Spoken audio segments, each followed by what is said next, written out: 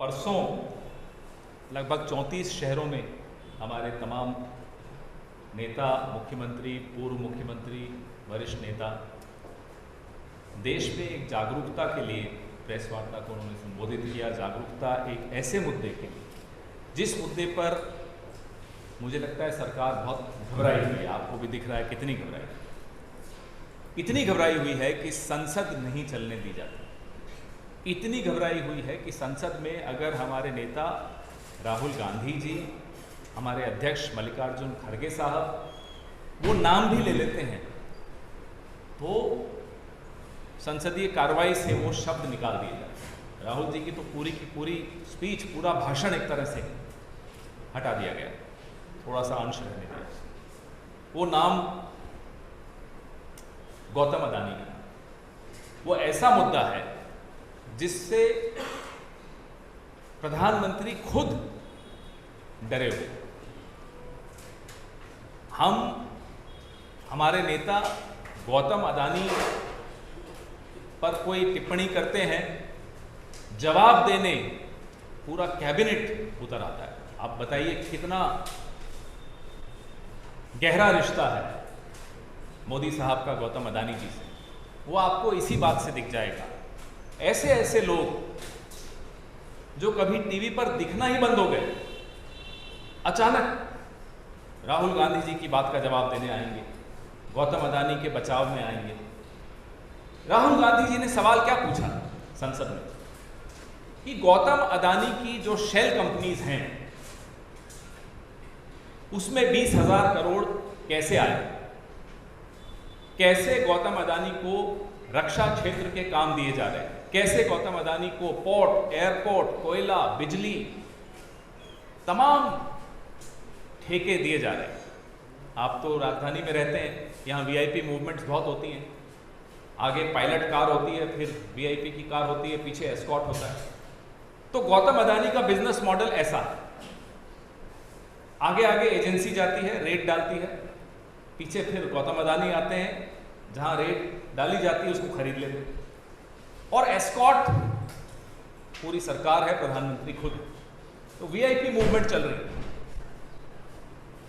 वो मुंबई का हवाई अड्डा हो, कृष्णपट्टनम पोर्ट हो, चैनल है, यहाँ आया है नहीं मुझे नहीं मालूम, वो चैनल हो, और भी ऐसे मीडिया हाउसेज हैं। आप मुस्कुरा रहे हैं।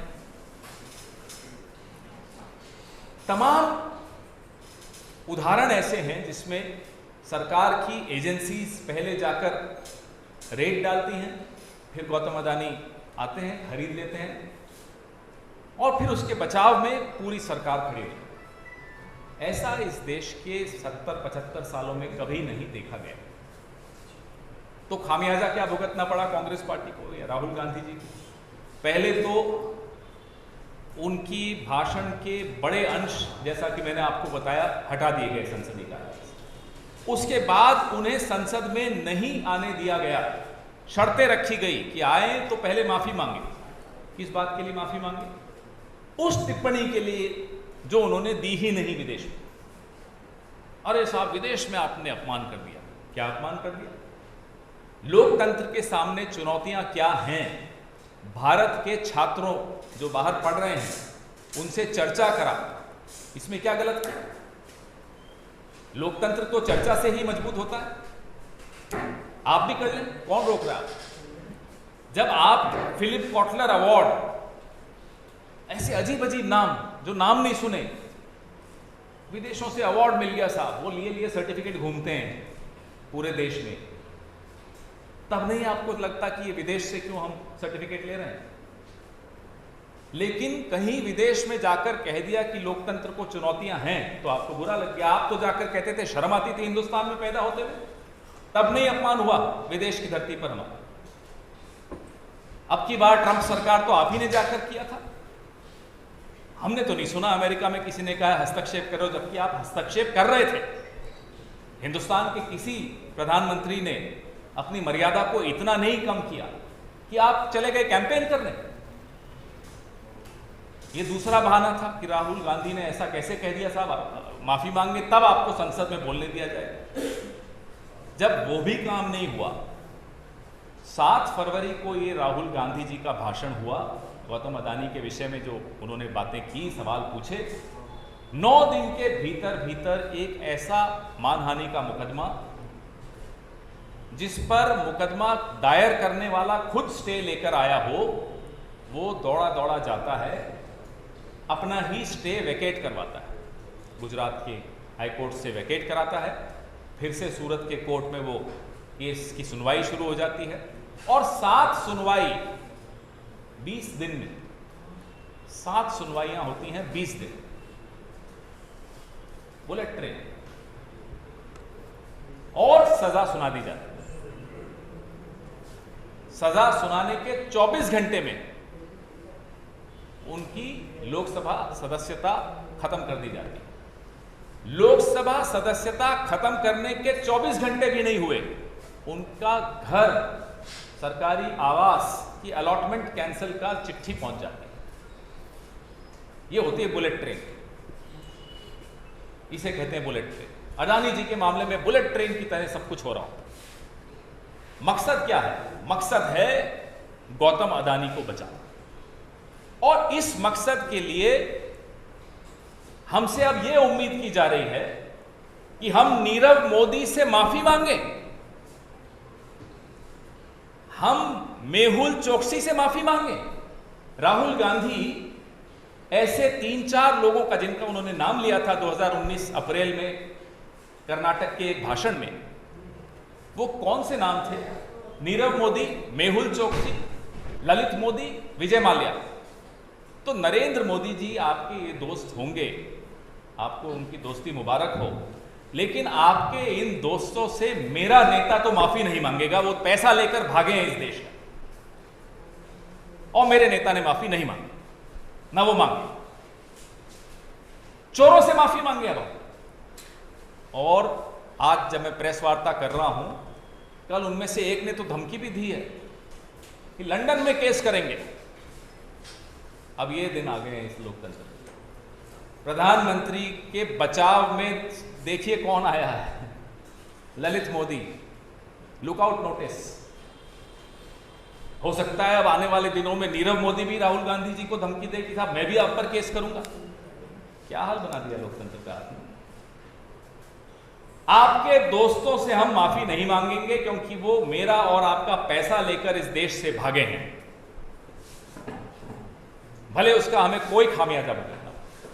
फिर उसके बाद एक और बात आई, ओबीसी वर्ग का अपमान हो गया। ये बैठे हैं ओबीसी वर्ग है, पूछिए नीरव मोदी ओबीसी है?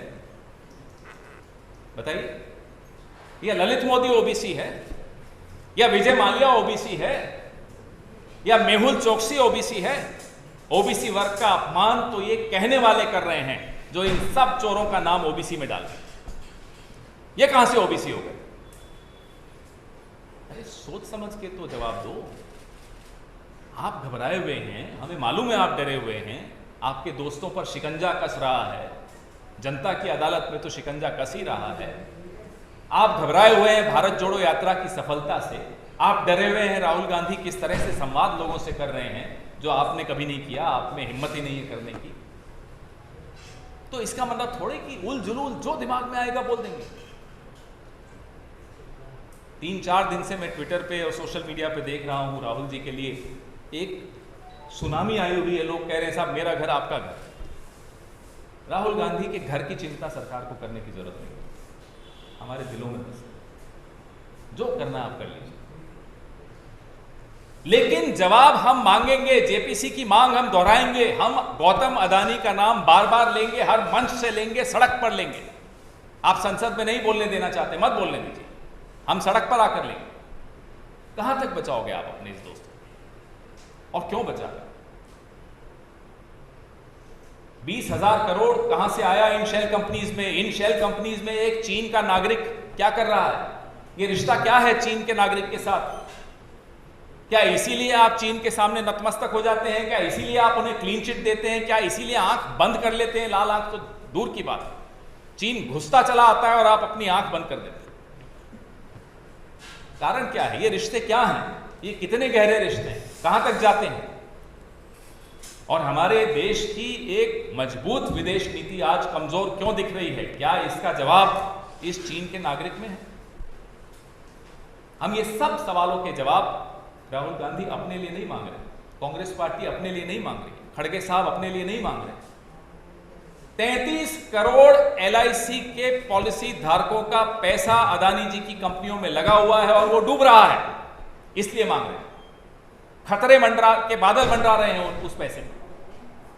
करोड़ों SBI के खाता धारकों का पैसा गौतम अदानी जी को लोन $1 बिलियन एक मिनट में पलक झपकाते ही ऑस्ट्रेलिया में बैठे बैठे प्रधानमंत्री दिलवा देते। श्रीलंका की सरकार पे दबाव डाल के उनको ठेके दिलवाए जा रहे हैं अदानी जी। बांग्लादेश में क्या हुआ वो आपने देखा, ऑस्ट्रेलिया में क्या हुआ वो आपने देखा। तो राहुल गांधी लड़ाई लड़ रहे हैं 33 करोड़ LIC के पॉलिसी धारकों की। राहुल गांधी लड़ाई लड़ रहे हैं करोड़ों बैंक में खाता धारकों की। मेरी और आपकी लड़ाई है। वो पैसा डूब रहा है और सरकार बचा रही है। पेंशन का पैसा, FO का पैसा गौतम अदानी की कंपनियों में लगेगा। क्यों? क्योंकि वो आपके दोस्त हैं।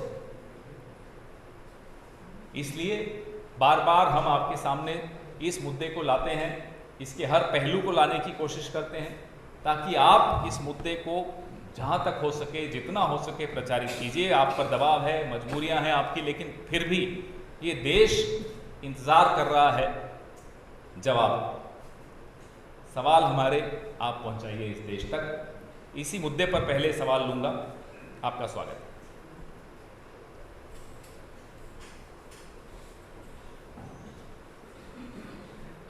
पवन जी, आगे किस तरह से शेड्यूल है? खासतौर पर दिल्ली के अंदर एक बड़ी रैली प्रस्तावित की, लेकिन वो शायद नहीं हो पाई है।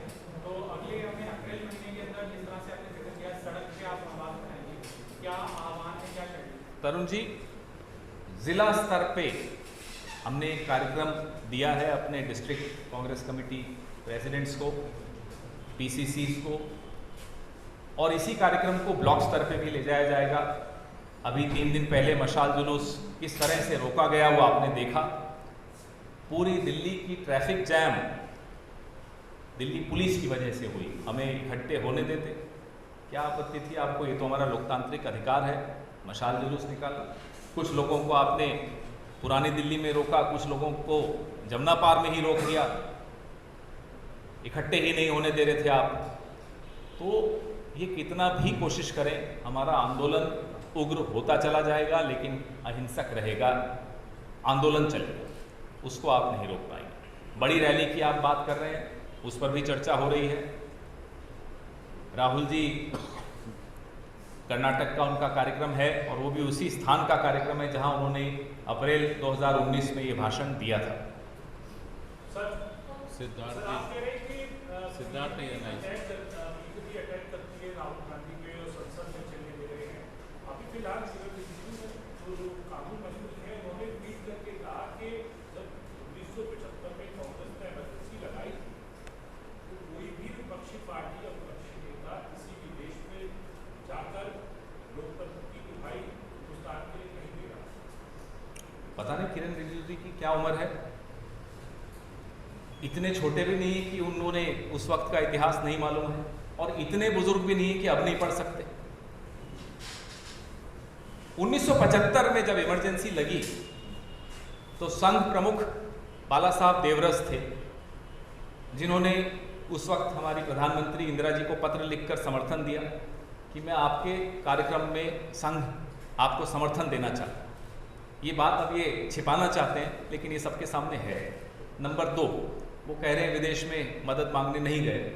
तो सुब्रमण्यम स्वामी किस पार्टी में थे? बचते हुए छिपते हुए वो विदेश गए, ना केवल अमेरिका गए, अलग अलग देशों में जाकर उन्होंने समर्थन मांगा। वॉशिंगटन पोस्ट हो, अलग अलग अखबारों को ये लोग इंटरव्यू दे देकर समर्थन मांगते थे। तो या तो किरण रिजिजू जी माफी मांगे इस झूठ के लिए, या सुब्रमण्यम स्वामी से आजकल इनके रिश्ते कैसे हैं मुझे नहीं मालूम, एड्रेस मैं दे देता हूं, उनसे जाकर मिल लें, वो बताएंगे आपको। बाला साहब देवरस की चिट्ठी भी दिखाएंगे, कैसे समर्थन दिया था बाला साहब देवरस ने, और कैसे स्वामी साहब खुद विदेशों में जा जाकर समर्थन मांग रहे थे, वो खुद बताएंगे, हमें बोलने की जरूरत नहीं, क्योंकि वो हर जगह बताते हैं। तो रिजिजू साहब को कहें कि सिर्फ हाथ में ट्विटर आ जाना काफी नहीं होता, पढ़ना भी चाहिए, लिखना भी चाहिए, समझना भी चाहिए, उसके बाद बोलना चाहिए। जिम्मेदार मंत्री हैं, अपना मंत्रालय संभाल नहीं पा रहे। आज एक और ट्वीट भी उन्होंने किया था, हम तो हैरान हो गए। वो बोले साहब हिंदुस्तान जो था वो इंडोनेशिया तक था, कंधार तक था। अरे साहब आज क्या हो रहा है ये बताओ ना, देवसांग कहाँ है, क्या हो रहा है देवसांग का? आपके अपने सांसद अरुणाचल प्रदेश के तापिर गाओ वो बता रहे हैं कि चीन घुसता चला आ रहा है। आपके अपने राज्य में चीन ने एक कॉलोनी बसा ली है 100 घरों की। स्मार्ट सिटी का वादा था, स्मार्ट सिटी कहां बन रही देख रहे हो? तो रिजिजू साहब को कहो कि अब इलेक्शन आ रहा है, एक साल ट्विटर खेलना बंद कर दें, थोड़ा अरुणाचल प्रदेश में भी थोड़ा ध्यान दे दें, और बीच में थोड़ा समय मिले तो सुब्रमण्यम स्वामी जी से मिलने और 1975 से 78 का इतिहास वो बता दें।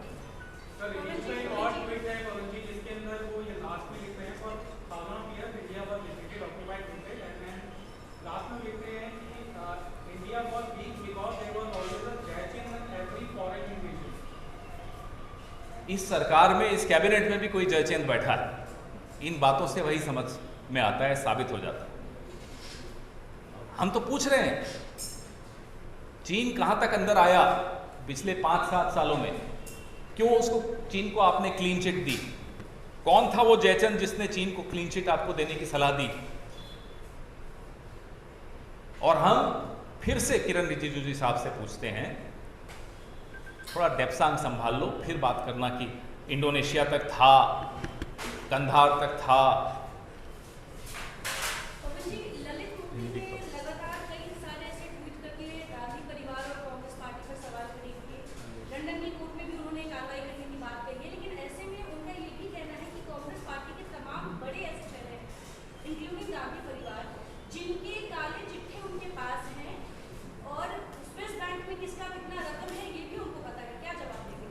भाई जिसके खिलाफ लुकआउट नोटिस हो वो अगर कुछ बोलता हो तो जवाब प्रधानमंत्री दें, हम क्यों बीच में पड़ेंगे? प्रधानमंत्री बताएं क्या कार्रवाई करेंगे उनके खिलाफ। और अगर नहीं बोल रहे हैं प्रधानमंत्री, चुप हैं, तो ये हिज मास्टर्स वॉइस चल रही है। अब प्रधानमंत्री इन लोगों का समर्थन लेंगे, देश देख रहा है।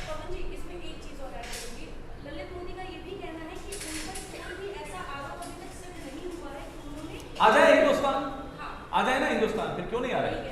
नहीं तो हम तो बोल रहे हैं आए ना। किसने उनके परमिशन की चिट्ठी किसने लिखी थी, कौन थे वो मंत्री? क्या हमें नहीं मालूम या आपको नहीं मालूम? सबको मालूम है, सरकार को भी मालूम है। किस किस के समर्थन से वो बच के वहां बैठे हैं, क्या हमें नहीं मालूम, आपको नहीं मालूम? कौन सी वो मुख्यमंत्री थी जिनके वो करीब थे, सबको मालूम है। सवाल उठा रहे हैं कि राजस्थान सरकार की लापरवाही के कारण जयपुर बम धमाकों के सारे आतंकवादी छूट गए हैं। अमित मालवीय कह रहे हैं कि ये पहली बार नहीं हुआ है, जब तक चुनाव आते हैं कांग्रेसी आतंकियों पर मेहरबान बना। कोर्ट कचहरी में हस्तक्षेप कोई सरकार करती है क्या? ये मानते हैं कि ये लोग करते हैं। कोर्ट कचहरी कानून अपने तरीके से चलता है, उसमें कोई हस्तक्षेप नहीं करता, और जो कानूनी कार्रवाई होगी, जो प्रक्रिया होगी, उसमें कहीं कोई कोताही राजस्थान सरकार तो बिल्कुल नहीं बरतेगी। इसमें किसी को कोई संशय या शक नहीं होना चाहिए।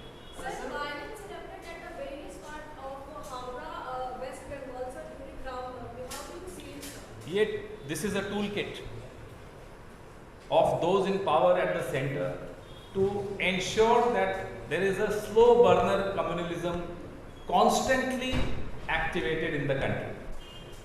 They will keep creating conflicts on flimsy grounds. They will call you and me anti-national. They will keep invoking Pakistan, where Pakistan we have nothing to do. Why should Pakistan interfere in our policy, in our politics? but they will keep bringing Pakistan in it. They will keep trying to polarize the society, and the result is such instances of unfortunate instances of violence. We condemn that violence, and we request the state government and expect from the central government to ensure that peace is restored and such divisive politics is stopped forthwith. Sir BJP ने 1985 BJP ने 1985 की एक घटना का जिक्र किया है जिसमें उन्होंने साफ तौर पर कहा कि केंद्र में राजीव गांधी जी की सरकार थी और उस समय जो गौतम अडानी थे उनकी पहली कंपनी प्लास्टिक फिल्म निर्माण की थी जिसके लिए पीवीसी एक रॉ मटेरियल होता था और उस समय पीवीसी के साथ साथ 150 से ज़्यादा ऐसे प्रोडक्ट के लिए इंपोर्ट के जो लाइसेंस थे उनको और उनके जो नियम थे उसको सरल बना दिया गया, जिसके बाद उन्होंने उसका फायदा उठाया और सबसे ज़्यादा जो उस समय मुनाफा कमाया वो कांग्रेस के समय में उनको दिया गया। और दूसरा उन्होंने एक चीज का जिक्र और किया है कि जिसके बाद 1988 में अडानी इंटरप्राइजेस का गठन किया गया। गलत किया, बताइए। अगर नियम कानून ऐसे बनाए कि हिंदुस्तान के ही उद्योगपतियों को लाभ हो और यहाँ वो रोजगार दे सकें तो क्या गलत है? ये क्या चाहते थे कि विदेश पर ही निर्भरता रहती हमारी? लेकिन ये बताइए, ऑस्ट्रेलिया अपने साथ हवाई जहाज में बैठा कर ले जाना, साथ ही में एसबीआई की चेयरपर्सन को भी बैठा के ले जाना, वहीं उनको ठेके दिलवाना, वहीं उनको लोन दिलवा देना, श्रीलंका की सरकार पे दबाव डालना कि ये काम इन्हीं को दिया जाए, बांग्लादेश पे दबाव डालना कि ये काम मेरे दोस्त को ही दिया जाए, ईडी और सीबीआई का सहायता से बंबई हवाई अड्डे को उनसे लेकर इनको दिलवा देना। मैं नाम भी ले लेता हूँ, पहले एनडीटीवी पर रेड होती है, फिर गौतम साहब आ जाते हैं, फिर एनडीटीवी वो ले लेते हैं। ये राजीव गांधी ने किया था, बताओ किसने किया? ये सिर्फ और सिर्फ उस व्यक्ति ने किया जो 18-18 घंटे काम करता। हम गौतम अडानी जी से भी आग्रह करते हैं, इतना काम मत लो, थोड़ा सोने भी दिया करो प्रधानमंत्री जी। रामनवमी के ऊपर जगह जगह पर हिंसा और तरुण, आपने बहुत पूछ लिया एक बार, अभी तो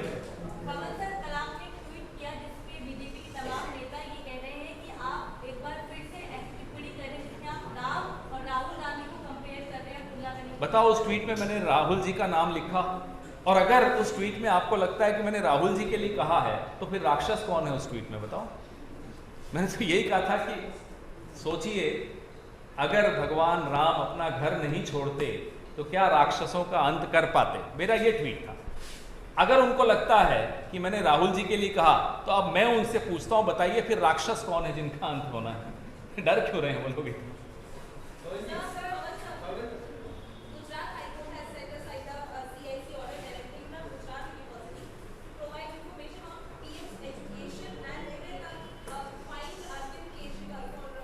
देखिए, ये मामला कोर्ट तक क्यों जाना है? कोर्ट्स पर इतना प्रेशर है कि प्रधानमंत्री की शैक्षिक योग्यता कितनी है, उनकी डिग्री सही है या नकली है या असली है, ये बात भी कोर्ट तक जा रही है। ये बड़े अपने आप में बड़ी हैरानी वाली बात है और बहुत विडंबना है इस देश की। जिस देश में 4 करोड़ केस अदालतों में लंबित हो, वहां प्रधानमंत्री की डिग्री पर हियरिंग चल रही है। तो ये स्थिति क्यों पैदा हुई, पहले हमें यह बात समझनी चाहिए। एंटायर पॉलिटिकल साइंस मैंने तो सुना नहीं था, आपने सुना हो तो बताओ। आज भी अगर ऐसी डिग्री मिलती हो तो मैं भी पढ़ना चाहता हूं, अनिल भारद्वाज जी भी पढ़ना चाहते होंगे, विक्रम लोहिया जी भी पढ़ना चाहते होंगे एंटायर पॉलिटिकल साइंस। तो ये स्थिति क्यों पैदा हुई, हमें उस पर चर्चा करनी चाहिए। सर, रामनवमी के ऊपर पूरे देश भर के अंदर हिंसा हो रही है, पश्चिम बंगाल, उत्तर प्रदेश, शायद गुजरात में। आपके नेता अभिषेक मनु सिंघवी ने भी कुछ इशारों में बात की थी, कुछ आप एलाबोरेट कर सकते हैं? लग रहा है कि क्या हो रहा है? पिछले 9 सालों से आप रोज की प्राइम टाइम डिबेट्स उठा के देख लीजिए, आपके चैनल की नहीं बोल रहा मैं, सब चैनल्स की बोल रहा हूं, आपको जवाब मिल जाए। इससे ज्यादा इशारा करूं या और ज्यादा खुलासा करूं, आप लोग चलाएंगे नहीं। फिर कौन सर, असम के जो मुख्यमंत्री हेमंत बिस्वा शर्मा ने एक बयान दिया, उन्होंने कहा राहुल गांधी नैतिक रूप से भ्रष्ट हैं। मनमोहन सिंह की सरकार में उन्होंने अध्यादेश पास किया था, लेकिन अब जब वो मल्लिकार्जुन खड़गे कह रहे हैं कि कन्वर्टेड एमएलए की सदस्यता नहीं जानी चाहिए, तब राहुल गांधी कुछ क्यों नहीं किया? तो बांदा के एमपी का क्या हुआ, क्यों नहीं गई थी उनकी सदस्यता? गुजरात के और महाराष्ट्र के भी चुने हुए प्रतिनिधि थे, इनकी पार्टी के थे, तो उनकी सदस्यता नहीं गई। बात वो नहीं हो रही। अध्यादेश के पक्ष में है क्या? वो पहले उनसे पूछिए, वो अध्यादेश जो था क्या वो उसके पक्ष में है? उनसे पूछिए जरा।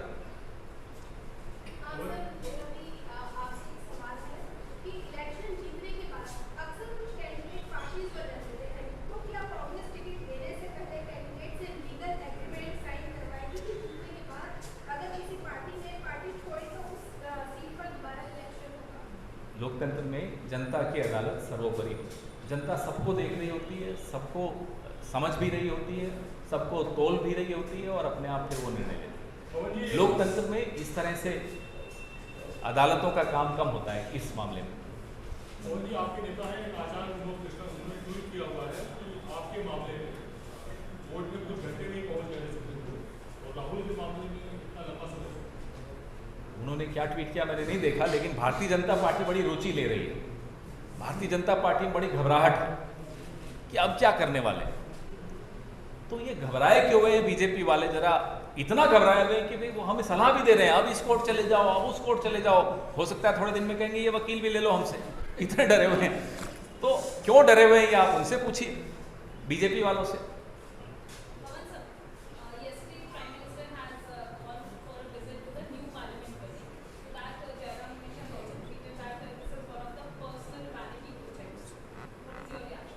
नहीं, आप बताइए,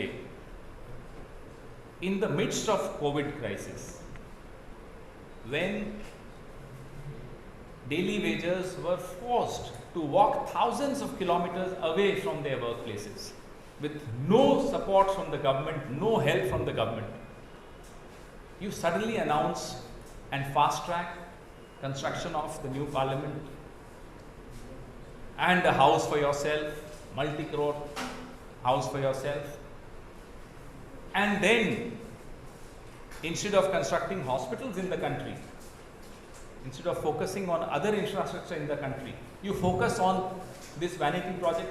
We've always called it a vanity project because of the way it has been done and the timing of this project. And then yesterday, the manner in which Mr. IME myself was posing there, obviously it's a vanity project.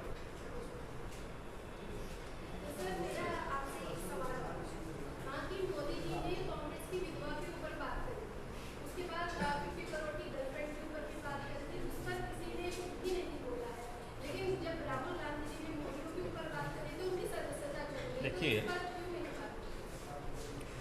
50 crore girlfriend तो मुझे याद आया, अभी आपने याद दिलाया मुझे। तो 12 लाख करोड़ का एक फ्रेंड भी तो है इनका, वो नहीं याद आ रहा है। गौतम अडानी 2020 में 72,000 करोड़ उनकी वैल्यू वर्थ थी। कोविड चल रहा था, हम सब, आप सब जो यहाँ बैठे हैं, सबको नुकसान हुआ, आर्थिक नुकसान हुआ कोविड में। कोई ऐसा नहीं बैठा होगा इस हॉल में जिसको नुकसान नहीं हुआ। लेकिन 2022 तक आते आते गौतम अडानी की वर्थ 12 लाख करोड़ हो गई। 72,000 करोड़ से 2 साल में 12 लाख करोड़।